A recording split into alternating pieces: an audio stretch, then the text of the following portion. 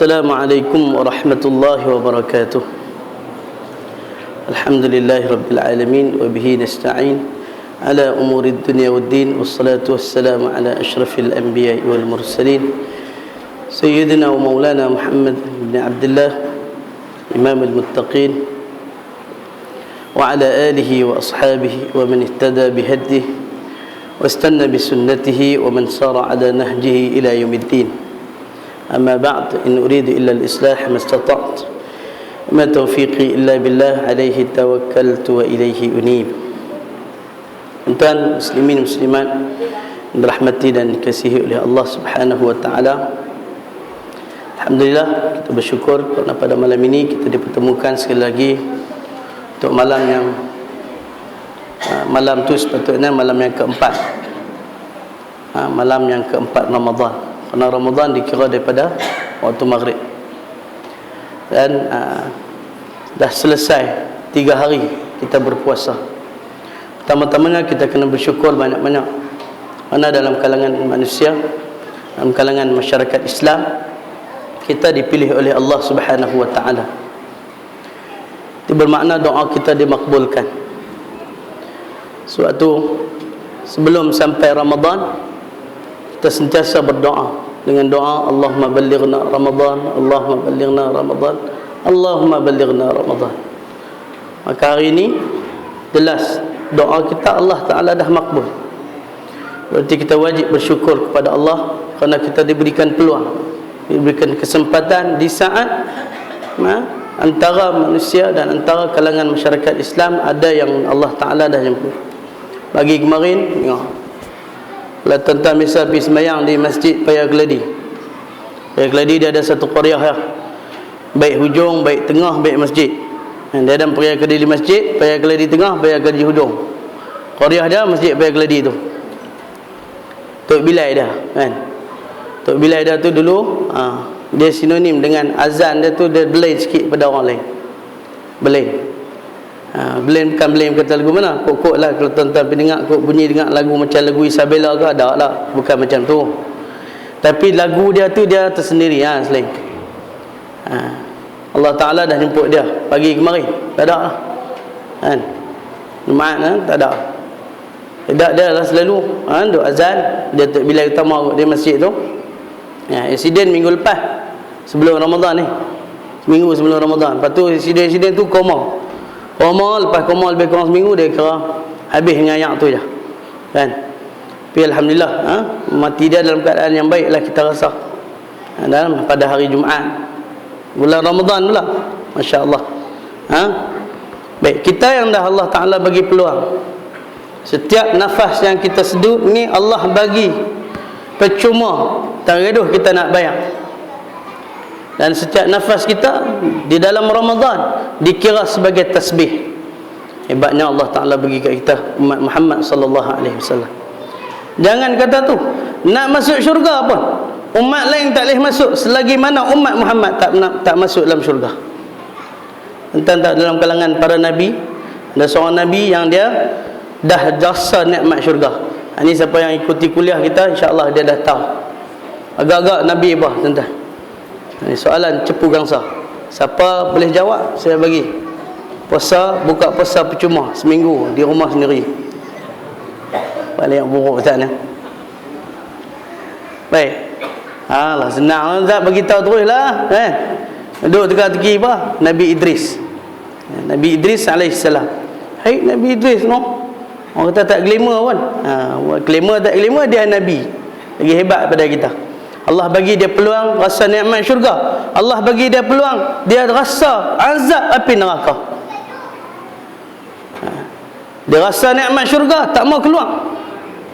Malaikat maut kawan dia. Hebatnya Nabi Idris ni, malaikat maut nak bersahabat dengan dia kan. Bila dah dia dapat berkawan dengan malaikat maut, dia minta lah permintaan-permintaan yang memang tak logik di akal kita lah. Tapi Allah izinkan dan tunaikan permintaan Nabi Idris. Dapat masuk syurga, dapat rasa nikmat bertemu bidadari. Dan tu tak mau keluar kan. Hebatnya. Bila tak mau keluar tu, tak mau keluar. Boleh-boleh tak mau keluar, tapi Allah Ta'ala tak bagi izin. Allah kata, wahai Idris, engkau akan masuk syurga. Tapi bukanlah ni. Engkau akan masuk syurga setelah kekasih aku yang aku paling kasih, iaitulah Muhammad sallallahu alaihi wasallam masuk syurga. Dan engkau juga akan masuk syurga, tapi sabar dulu Ustaz. Sebelum engkau dapat masuk syurga, umat Muhammad dulu akan masuk syurga. Masya Allah. Allah sediakan kepada kita golongan orang-orang yang berpuasa ni satu pintu. Dalam syurga ada berapa pintu? Tanya lagi. Hai, Ustaz ni kalau nak tanya teka-teki saja. Kotlah bagi sedia hadiah betul-betul, baru kami nak jawab betul-betul. Ada 8 pintu. Itu menurut Sayyidina Ibnu Abbas radhiyallahu anhu. Ada 8 pintu. Baik, ni simbolik je tuan-tuan. Masuk kata 8 pintu ni bukan ya, jangan kita duk bayang kata macam pintu kita duk buka rumah kita, pintu mana-mana ke, pintu gerbang istana ke apa semua. Tak. Tu simbolik je semata-mata. Hal keadaan syurga hak sebenar-benar yang kata pintu betul-betul pintu gerbang ke apa ke, kita tak tahu.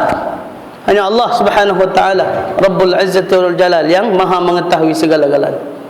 Cumanya pengiktirafan Allah iktiraf orang-orang yang berpuasa bagi sedia satu pintu khas. Bagaimana sabda Nabi sallallahu alaihi wasallam, lil jannati babun yuqalu ar-rayyan. Ar-rayyan. Kita dalam kawasan Bala Batas dan kawasan Bertam dan ni ada satu surah nama surah Ar-Rayyan.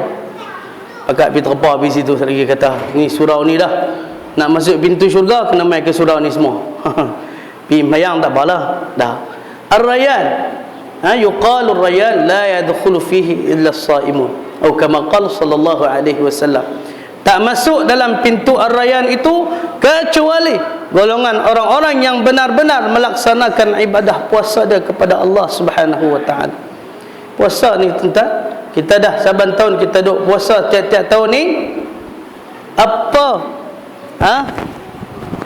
Apakah kita sedar ataupun tidak, ataupun apakah kita merasa bahawa ibadah yang puasa yang kita laksanakan, yang kita nak persembahkan kepada Allah Subhanahu wa taala ini adalah benar-benar ikhlas lahir daripada dalam hati. Takkan dapat golongan orang yang berpuasa akan pahala-pahala yang berlipat kali ganda kecuali orang-orang yang bersungguh-sungguh nak mendapatkan Ramadan. Kita nak dapat satu benda yang berharga, kita kena berkorban. Kan? Macam cinta juga perlukan pengorbanan. Betul tak? Betul tak? Muslimah, cinta perlukan pengorbanan. Seandainya suami minta izin, orang boleh Ustaz ni pandai-pandai pula, tak ada hak tu tak boleh, korban tang lain tak apa. Kan lagu Piramli kata, berkorban apa saja, harta ataupun nyawa. Kena tambah sikit ni. Itu pandai-pandai sendiri tambah. Cinta perlukan pengorbanan. Kalau kita nak persembahkan puasa kita kepada Allah Maha Kuasa, mesti dengan pengorbanan. Dia tak akan dapat hakikat puasa kalau dia rasa senang lena. Kalau kita tengok balik makna perkataan ar-ramdu, Ramadan itu daripada perkataan ar-ramdu yang bermakna apa? Ada yang mana membawa maksud panas terik. Baru ni ramalan kaji cuaca kata kita akan puasa dalam keadaan cuaca yang panas. Tapi tak tahulah 2-3 hari ni tengok mendung elok pun kan. Seronok dah hari ni rasa tak terasa sangat lapang tu. Pasal apa? Daripada pagi sampai ke malam dia mendung elok kan. Hujan pun dia turun renyai-renyai. Angin pun dia bertiup sepui-sepui bahasa kan. Cantik dah kan, kita rasa selesa. Kalau daripada mula sampai habis puasa macam ni keadaan dia cantik lah. Tapi tak tahulah ni ramalan kan. Kalau ramalan tu bertepatan dengan kehendak Allah Subhanahu wa taala, kita kena terima. Sebab kita kalau kita renung akan makna dan hakikat Ramadan itu pun makna panas terik, ataupun dalam arti kata lain lebur. Dalam maksud yang lain, lebur ni nak meleburkan segala dosa yang pernah kita lakukan. Hadis yang Ustaz Sulhi baca tadi kan, man shama ramadhana imanan wa ihtisaba ghufira lahu ma taqaddama min dhanbi, atau kama qala sallallahu alaihi wasallam. Dan banyak lagi riwayat-riwayat yang seumpama yang macam tu nak cerita tentang kelebihan umat Muhammad, kelebihan orang yang duduk dalam madrasah Ramadan. banyak ni kan. Bila kita faham makna erti pengorbanan, baru kita boleh persembahkan kuasa kita dengan sebaik mungkin kan. Makna korban ni apa? Kita terpaksa rasa sakit, kita terpaksa rasa letih, kita terpaksa rasa yang mungkin kita kata siksa sikit kita rasa, tapi pengorbanan sebalik tu, penghargaan yang akan kita dapat daripada Allah Subhanahu Wa Taala. Nah, dengar tak satu cerita? Ini cerita tentang nak percaya tak percaya, lepas kita dengar cerita ni. Cerita berlaku di satu muzium. Itu muzium, dalam muzium tu dia ada patung-patung kan. Muzium katalah muzium tentang apa ni patung-patung orang-orang kenamaan ke, patung-patung orang yang patung yang diperbuat daripada simen apa semua kan. Orang pakat ramai akan pergi tengok, mereka akan tertarik dengan apa, patung-patung ni, pakat ambil gambar lah, selfie apa semua sebagainya kan. Seronok pasal nak buat kenangan. Di sebalik tu berlaku perbualan antara patung tu dengan marmar. Ustaz ni cerita betul kan? Tu kata dengar beri perhabis dulu cerita patung tu berbual-bual ataupun bercakap bersembang-sembang dengan batu marmar. Batu marmar nama lantai kita pijak tu lah. Batu marmar kata, betul, tak patut lah, tak adil sungguh lah. Awak pasal tak adil pula. Manusia ni tak adil sungguh. Pasal apa? Tengok, hang tu punyalah dia bagi penghormatan, aku ni buat tempat pijak saja. Tak adil sungguh kan? Sedangkan kita daripada bahan yang sama. Marmar pun dibuat daripada simen, daripada pasir dan sebagainya lah kan, material dia tu. Patung pun sama juga. Tapi kenapa kita menerima nasib yang berbeza, wahai patung? Aku dipijak-pijak macam tak ada maruah, hang pula disanjung-sanjung. Begitu rupa sekali. Tak agak hebat namanya tu. Jadi tak adil sungguhlah benda ni. Maka patung kata, wahai marmar, aku nak cerita kat hang. Masa mula-mula ditawarkan dulu, masa kita jadi masa sebelum kita jadi apa yang kita jadi hari ni, ni engkau pernah juga ditawarkan untuk dibuat patung macam aku, tapi hang tak mau. Tak mau pasal apa? Tak mau kerana takut rasa sakit, tak mau kerana takut payah, takut nak kena macam-macam.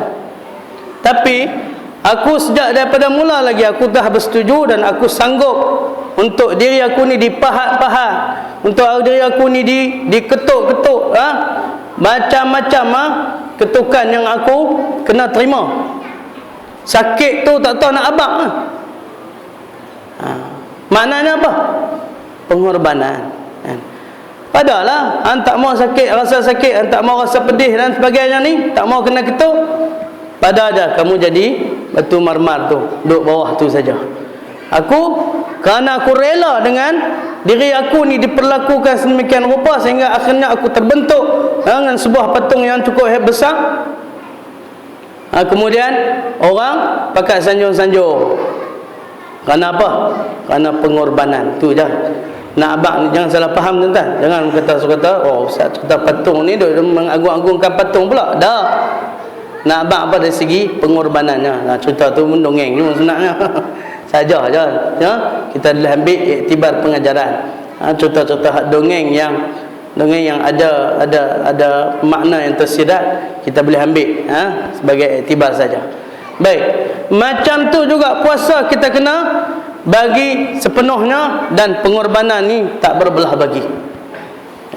Maka dalam ibadah puasa, mari kita tengok tentang sebagaimana Nabi sebut dalam sebuah hadis riwayat Imam Muslim. Nabi sebut apa? Al-jannatu mushtaqatun ila arba'ati nafar. Syurga sangat-sangat merindui kepada 4 golongan. Syurga ni duk gamit 4 golongan ni.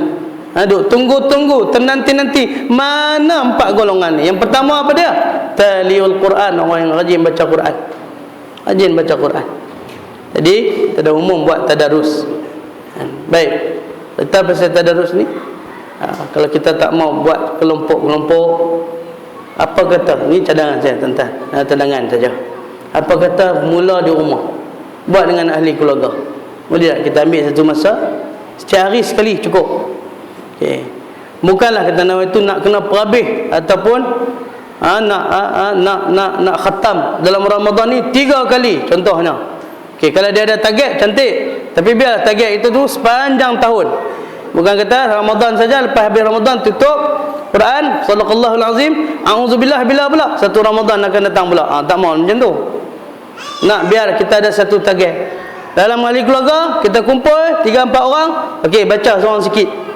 Malu Ustaz Malu pasal apa? Anak lagi terah dia dapat. Tu dia lah. Suruh mengaji tak mau.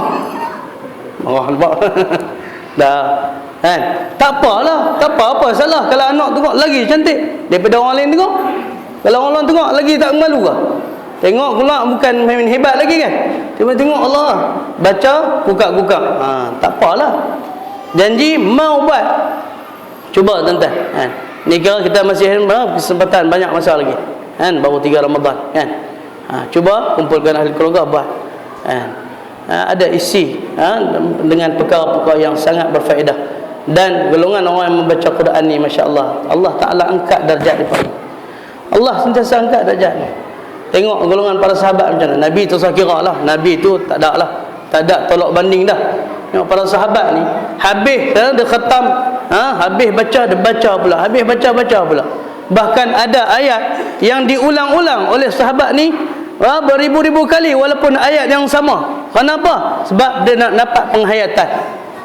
Nak kata mengapai habis dah apa tu? Hafizul Quran semua. Tapi diulang-ulang ayat yang sama kenapa? Kerana penghayatan dan juga nak dapat keberkatan daripada ayat yang dibaca. Dan alif lam mim tu 3 huruf. Bukan Nabi kata la aqul alif lam mim harf, walakin alifun harfun, lamun harfun, mimun harfun. Kan? Wa kullu hasanatin mi 10 amsalha tu. Setiap kebajikan ataupun setiap ayat yang kita setiap huruf yang dibaca akan digandakan 10 kali ganda. Alif lam mim tu pun dah 3 perkataan, 3 huruf, 30 kali ganda. Bagi apatah lagi kalau yang membaca dan berulang-ulang, masya-Allah. Jadikan dia satu hobi. Kalau hobi kita ni duk baca macam-macam. Ada orang minat novel. Dia kalau tak baca novel sehari tak boleh. Baca novel. Apa salah ganti dengan Al-Quran? Dia jadi susah, jadi malas balok lihat ni pasal apa? Pasal tak biasa, betul tak? Tak biasa dengan Al-Quran. Kena biasa dengan benda lain. Kerana kita kena biasakan dengan Al-Quran. Sebab Allah menjanjikan pahala yang berkali ganda. Allah angkat martabat dan darjat orang yang sentiasa dekat dan damping dengan Al-Quran. Kedua. Yang pertama, Yang kedua, golongan hafizul lisan, orang yang menjaga lidah. Ini banyak kali dah kita sentuh bab lidah. Kan? Imam Ghazali sendiri dalam kitab Bidayatul Hidayah memperincikan di antara 7 anggota zahir, maka mulutlah yang paling kena jaga lidah. Disenaraikan pula dosa-dosa yang mungkin dilakukan oleh mulut kita. Macam-macam lah. Kita mengadu domba, kita mengumpat, kita mengeji, kita bercakap dusta. Macam-macam kesalahan yang mudah dibuat oleh mulut. Sebab tu tuan-tuan, Sayyidina Abu Bakar dia sanggup, dia buat masuk mulut, dalam mulut dia ni masuk batu kan. Peristiwa bagaimana para sahabat melihat Sayyidina Abu Bakar memasukkan batu dalam mulut dia, apa sebab? Nak kunci dia kata ni kerana inilah boleh membinasakan manusia. Kerana mulut inilah boleh menyebabkan manusia bersengketa. Dia buh batu dalam mulut dia, pasal apa? Nak jaga ni, supaya tak bercakap benda-benda yang larab, tak ada apatah lagi benda-benda yang boleh mengundang murka Allah Subhanahu Wa Taala. Kena jaga betul-betul tuan.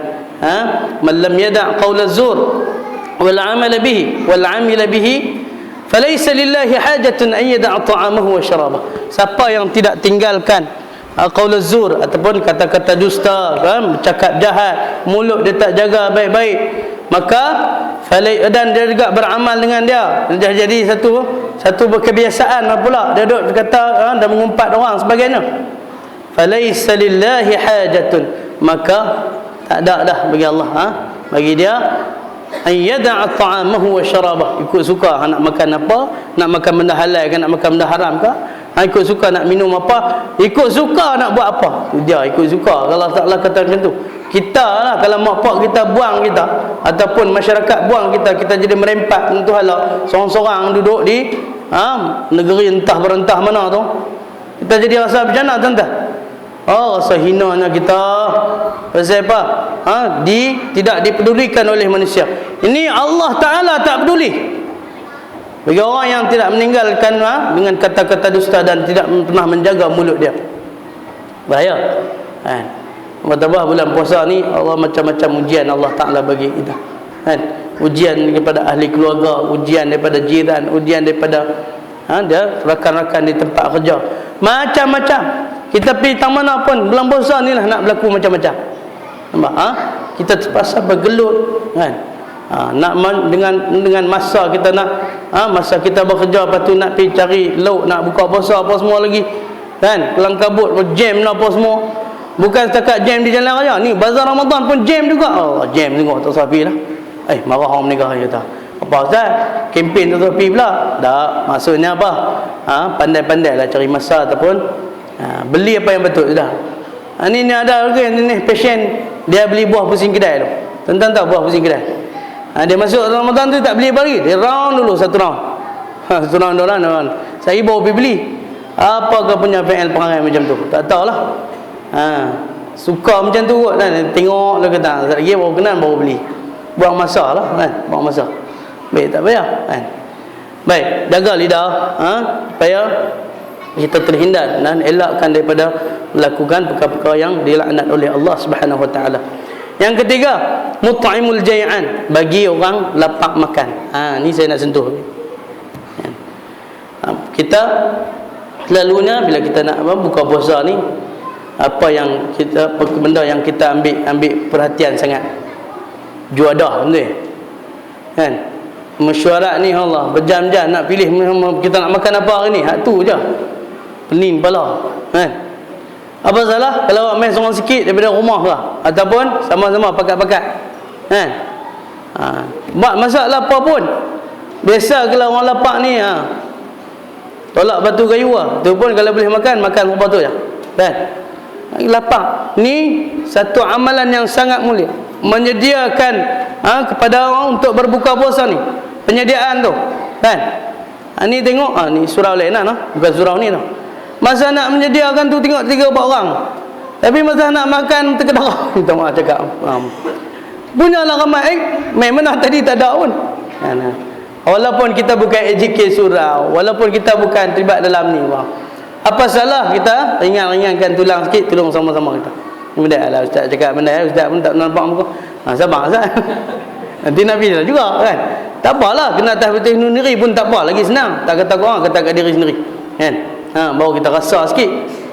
Baik, mut'imul jai'an ni satu benda sangat penting. Saya ingat tuan, masa saya kecil dulu, ni berapa minit lagi ni, tarawih dah 4 rakaat lagi. Tuan-tuan balik taubat lahum, tak dapat tarawih malam ni, tunggulah sampai pukul 12. Lawak ni. Baik, salah faham orang kita dalam pemahaman agama. Saya ingat masa saya kecil-kecil tu, dia bulan puasa ni paling seronok sekali budak-budak lah. Orang tua tak apa sangat, tidak kan, seronok-seronok juga, tapi tak sama macam budak-budak seronok. Masa peringkat sekolah rendah tu, punya syok. Lepas asar duduk ada di masjid lah, mak nak punya ria lah cari mana pi ni, rupanya duduk di masjid je lah. Tunggu buka, pi pula tengok, hari ni buat morai nasi biryani, gam nasi macam-macam lah, nasi Arab apa semua. Punya seronok lah kita ni, kumpul habis kawan-kawan ni kan, angkat geng lah. Angkat geng, seronok saya nak buka puasa, saya buat nasi biryani. Tok main buka puasa tengok, buah kurma sikit, ayak teh ocrot ataupun ayak kosong, lepas tu cucuk apa sikit kan. Kata, kita pernah heran, mana pergi nasi biryani, pergi kenduri kelang kabut tadi ni. Apa-apanya buka, dia bagi makan masa morai. Inilah jahil murakkab orang kita ni. Tahu jahil murakkab? Jahil murakkab ni tok guru saya kata, cerdik dia kita tak boleh tumpang, bodoh dia kita tak boleh nak ajak. Tak tahu tuan faham tak faham tu. Nampak orang jahil murakkab macam tu lah. Tak faham. Sedangkan pahala yang berlipat kali ganda yang Allah nak bagi masa kita jamu buka puasa orang tengah lapar. Betul tak? Mak tu more, orang dah kenyang bok-bok dah. Bahasa baru, bok-bok. Kan? Perut pun dah borai ke depan sikit. Tak apa. Orang dah kenyang dah masa tu. Apa faedah kita boleh dapat bila makan masa waktu more? Dia tak ada kebajikan tuan. Patut orang jamu masa buka puasa. Tu yang kadang-kadang minta maaf saya cakap, yang buat kerja ni orang masjid juga. Allah, tu masalah dah. Faham lagu mana? Betul tak? Kan? Bukan surau ni lah, insya-Allah dah. Perbetulkan salah tanggap ataupun salah faham masyarakat kita. Tapi hari ni ingat tak ada kot, insya-Allah. Kan kalau pergi ke mana-mana masjid, kita tengok jamu nasi pun nasi lah. Ataupun buat macam ni. Bila masa buka puasa tu, buat jika masjid dia ada kuasa kan, ada yang berautoriti. Masa buka puasa tu kita makan sikit semua, kita sembahyang, lepas sembahyang maghrib kita makan. Okey. Boleh juga macam tu. Kan? Tentiklah kan. Kita duduk lepak lagi apa semua. Yang ni waktu moral lah pun nak bagi. Tapi kalau dah waktu buka puasa tu dah jamu nasi semua lepak, lepas tu ada lebih banyak waktu nak bagi masa moral pun tak apalah. Masa tu dah dijamu pada waktu berbuka tu. Tu masalah orang kita. Baik, saya ingat benda ni duk mail dalam kepala, duk ingat dah. Satu lagi peringatan kita tentang waktu mana bila kita nak berbuka. Mungkin benda ni kita dah sebut kot tahun-tahun sebelum ni. Tapi bagi peringatan je, maklum lah main Ramadan ni setahun sekali je. Dia lupa gitu lah. Banyak makan kari pelaikan, lagilah lupa. Baik. Lagi salah faham yang berlaku dalam masyarakat kita tuan-tuan. Pertamanya waktu nak berbuka, di antara tempat dan masa istijabnya doa. Mustajab sangat doa waktu kita nak berbuka tu. Nabi kata salasatun la turaddu da'watuhum. 3 golongan yang tak akan ditolak doa mereka. Pertama ataupun antara salah satu daripada 3 golongan tadi apa? As-saim hatta yuftir. Orang yang berpuasa sehinggalah dia berbuka. Doa orang yang berpuasa ni sangat mustajab. Dan waktu yang paling mustajab ketika mana? Berkumpul ramai-ramai. Kalau kita di rumah ke, di masjid ke, kita buka puasa, di restoran ke, tak kira lah, buat di mana sekalipun, ramai-ramai kita tu duduk situ. Bila mana di situ istijabnya doa, maka afdalnya masing-masing baca. Afdalnya masing-masing baca. Yang doa buka puasa kita baca macam mana? Allahumma laka sumtu wa bika amantu wa ala rizqika aftartu. Baca yang macam tu, barulah semua dapat kelebihan berdoa.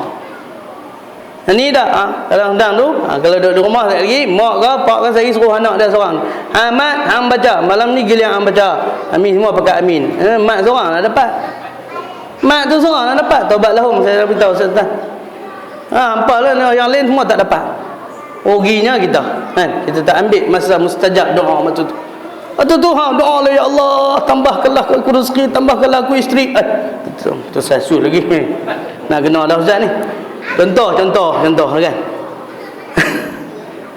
Jadi istijab doa masa tu masing-masing baca. Masa mana nak baca? Setelah kita mengunyah, setelah kita makan. Waktu nak makan baca apa? Baca doa makan lah cik. Betul dah kita doa mengaji. Ini Tok Guru saya ingat lagi, Allahyarham Pak Teh Keruh. Apa pengasas pada pondok Keruh. Di Keruh dekat Enggang Baling tu kan. Kata Tok Guru besar lah, hebat dah meninggal. Dia pernah bagi meringat kat kami anak-anak murid ni. Dia kata, ish, ni orang Melayu kita kan, kok mengaji tak habis. Tak apalah. Bila kita jahil, kita jangan duduk atas kejahilan kita. Jangan duduk dengan selesa duduk dalam zon kejahilan. Kena keluar daripada kejahilan. Sebab apa? Orang yang beramal tanpa ilmu tak jadi. Imam Ghazali kata apa? Al-amal bila ilmin la yakun. Orang yang tidak orang yang beramal tapi tanpa ilmu la yakun. Amalan itu tidak diterima. Jadi sia-sia. Oh sayang. Berkanak-kanak kita duk buat apa ni? Amalan tiba-tiba tak diterima. Na'udzubillah min dzalik. Sayang kan. Baik, masa mana baca? Masa setelah doa. Kalau doa buka puasa tadi tu, pertamanya perbetulkan silapan, baca masing-masing diri sendiri, itu lebih afdal. Nak baca Allah malaka sunnah juga, tak bilah, tak apalah, bacalah juga daripada tak baca langsung kan. Tapi masa nak makan, buka puasa tu baca doa makan. Kita mesti tengok tu cerita apa Chef Ramadan lah. Dia tayang TV3 pukul 12.30 tengah hari. Setiap hari Isnin hingga Khamis. Oh, apa Ustaz? Dah ingat Ustaz apa? Tengok juga apa? Dah, bah satu hari tu waktu tu cuti sekolah tertengok dalam satu babak tu. Babak dia Chef Ramadan tu, muda lah Chef tu kan. Dia nak pergi ke rumah bakal, konon-konon lah kata bakal isteri dia lah. Jadi bakal pak mentua ni pun nak test lah bulan puasa. Test dia apa? Baca doa, suruh baca doa. Sama-sama nak makan kan. Kawan ni pun elok, dia kata dah nak baca doa, dia pun Allahumma barik lana fi ma razaqtana. Tak dah sampai lagi, Pak Albai tu pun dah dekah, dia kata, "Hei, tak betul mana? Tak betul." Dia kata tak betul. Baca doa ni lah kata buka puasa.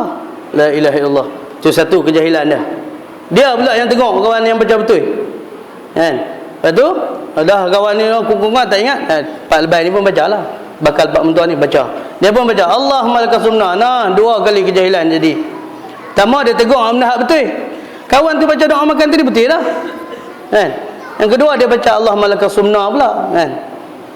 Silap sih. Walaupun iyalah bukanlah kata jadi salah besar apa semua, berdosa dah.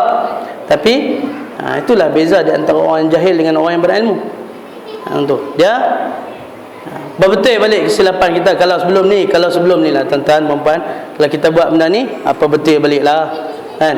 Cari yang afdal. Apa salah? Bukan susah mana pun, kan? Sikit tu je, kan?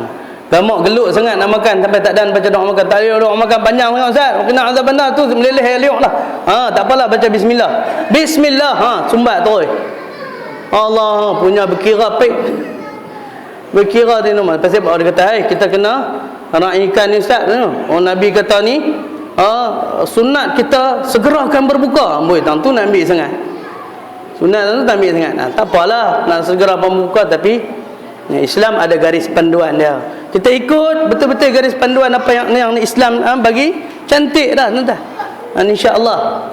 Bila kita hidup dalam bersyariat, cara yang betul dengan berilmu, insya-Allah selesai masalah. Okey. Baik. Berkaitan dengan mut'imul jai'an ni juga termasuk dalam dia adalah golongan orang-orang yang infak harta pada jalan Allah. Dalam surah Al-Baqarah Allah Subhanahu wa taala berfirman, a'udzubillahi minasyaitonir rajim, mathalul ladzina yunfiquna amwalahum fi sabilillah kamathali habbah anbatat sab'a sanabil fi kulli sunbulatin mi'atu habbah wallahu yudha'ifu liman yasha wallahu wasi'un alim. Shadaqallahul azim.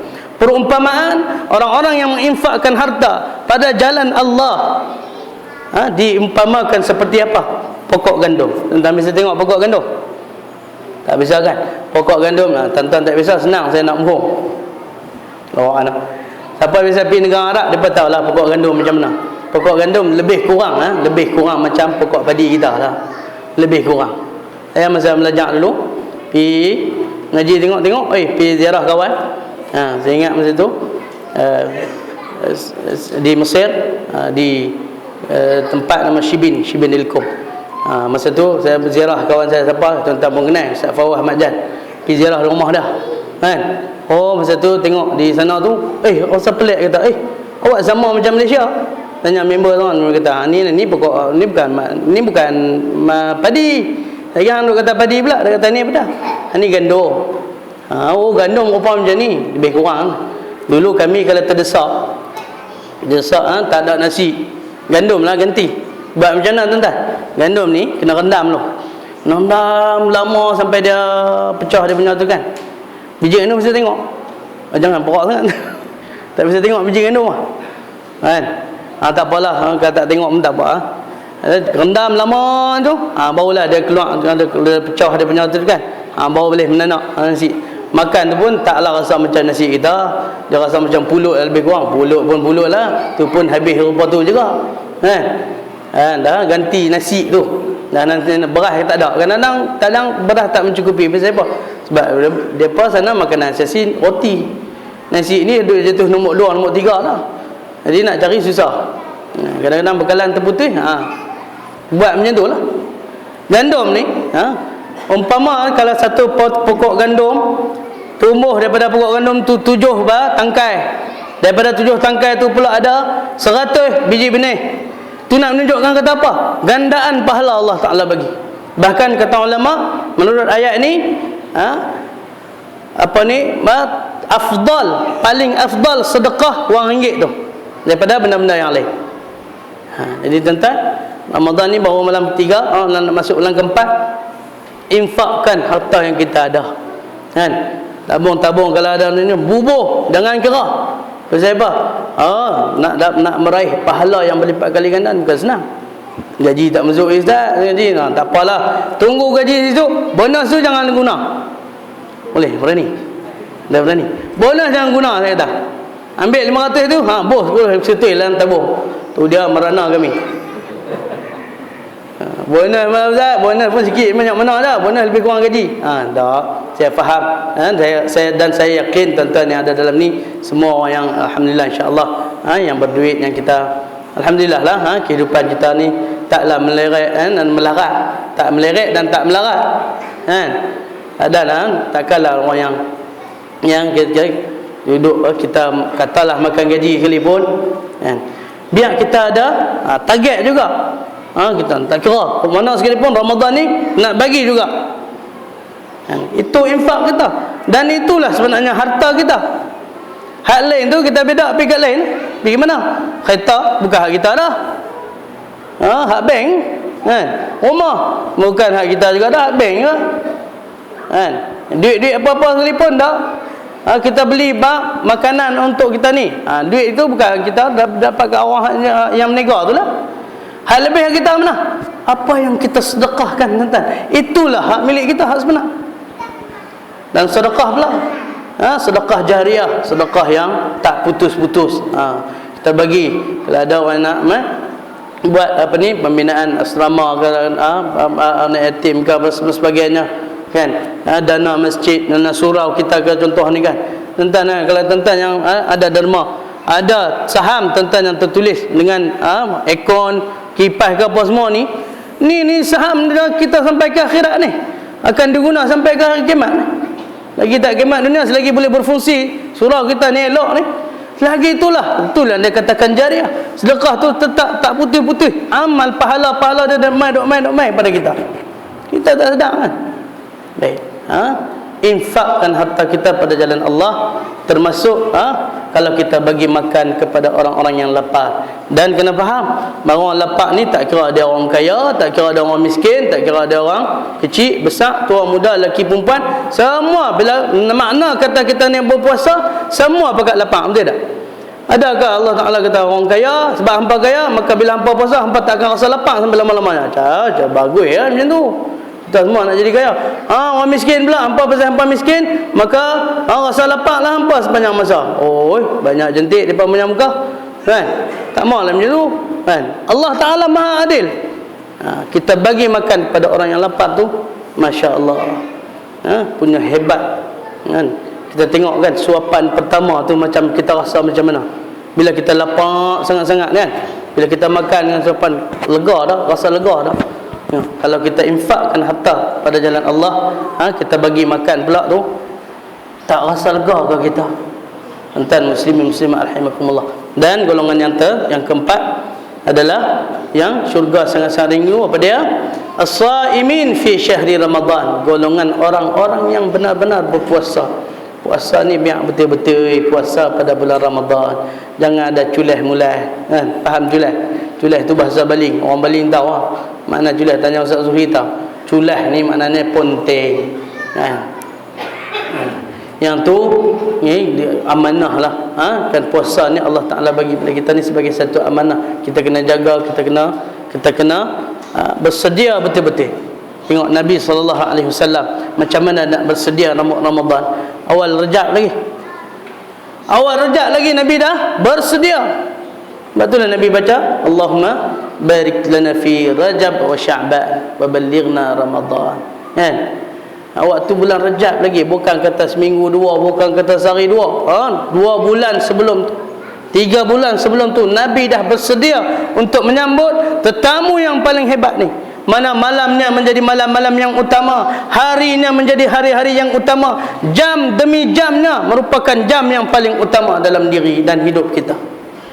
Masa inilah kita nak buat.